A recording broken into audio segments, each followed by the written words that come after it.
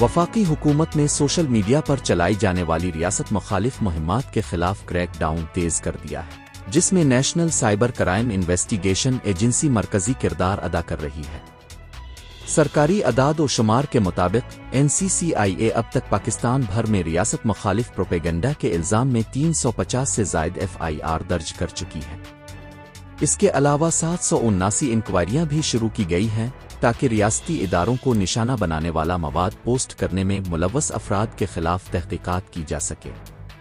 حالیہ معرکہ حق مہم کے دوران جب سوشل میڈیا پر فوج مخالف پوسٹس نمایاں ہوئی تھیں، تب NCCIA نے 52 مقدمات درج کیے جن میں ان ملوث افراد پر مسلح افواج کے خلاف مواد پھیلانے کا الزام ہے۔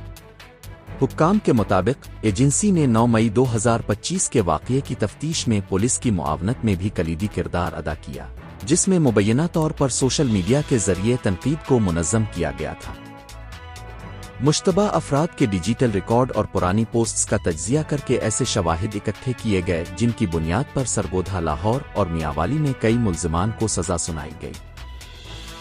مزید خبروں اور اپڈیٹس کے لیے newsbreaktv.com کی ویب سائٹ وزٹ کریں۔